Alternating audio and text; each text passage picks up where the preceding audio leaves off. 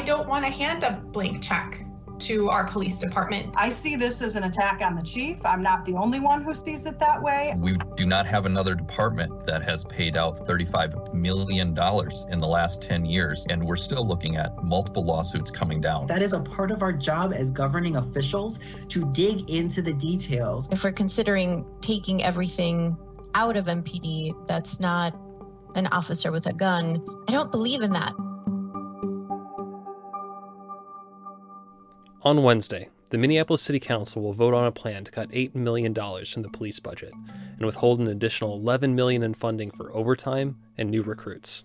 The cuts were proposed despite requests from the police chief and mayor for more cops and resources to address a surge in violent crime. More than 70 people have been killed and about 500 shot and wounded in Minneapolis since January. Mayor Fry and Chief Arredondo say extra staffing is essential to addressing a surge in violent crime while the department is stretched thin.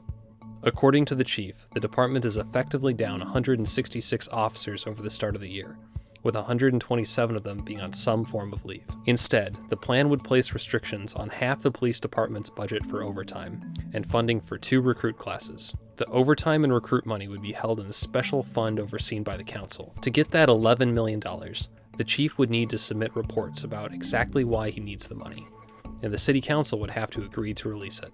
I do want to know what MPD is doing with its time, and I particularly in the context of, in the kind of way that we handle overtime, I don't want to hand a blank check to our police department right now. Having less officers means more overtime. That's just the bottom line. And so I almost find it unbelievable that we would say the Safety for All proposal funds the 2nd and 3rd cadet classes after the chief comes back to the committee to beg for it.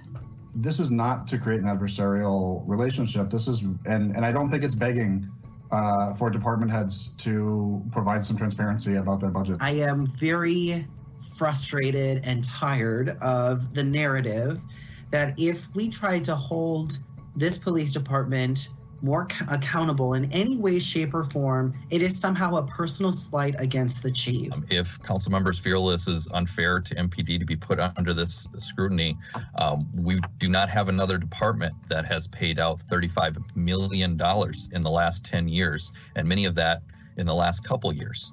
And we're still looking at multiple lawsuits coming down. That is a part of our job as governing officials, to dig into the details. And I know that it's uncomfortable because it really hasn't been done in this kind of way before, but it's okay. Like, this is a part of our job. A check-in is one thing. Another vote in order to fund what the authors have said was already going to be funded is a totally different thing. And if it wasn't coming right before the next motion, which is to reduce the number of sworn staff, that if there's any indication of what the intent is, that's what the intent is. The council also voted to lower the target staffing level for the police department to 750 officers, starting in 2022. That's roughly the minimum required by the city charter, and significantly lower than the mayor's hopes for 888 officers. It's a way for us to project into the future in a way that leaves room for the community to reimagine public safety. You know, that $50 to $70 million over 5 years could be invested in the alternatives that so many council members have spoken about wanting to support. It could be invested in affordable housing or public housing. It's a significant amount of money that we don't have to assume would go to MPD. I think we need to be realistic about this proposal. I don't think that you improve a department by starving it of resources, and this proposal asks us to take our existing staffing shortage into the future. Much of the $8 million in cuts would involve transferring civilian personnel to other departments in the city. This includes crime prevention specialists who serve as liaisons between precincts and the public, and community navigators who work directly with crime victims. I believe that moving the community navigators out of MPD would be a step backwards in our efforts to build a better department. One of their greatest assets is their ability to assist victims during investigations, and having the same kind of access to information that people within MPD have. I think that it's really important to name that MPD does not have a monopoly on victims.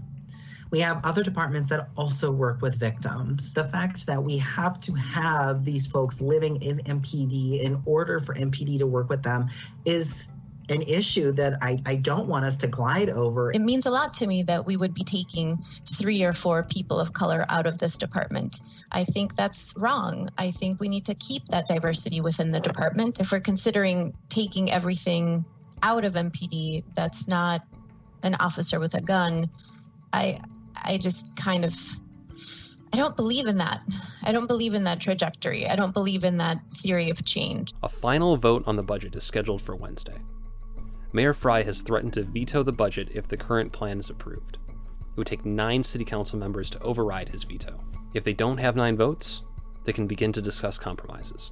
Whatever happens with the budget, these debates could offer a preview of what to expect next year as the council and the mayor continue to grapple with the future of public safety in the city, and each of their seats are up for election.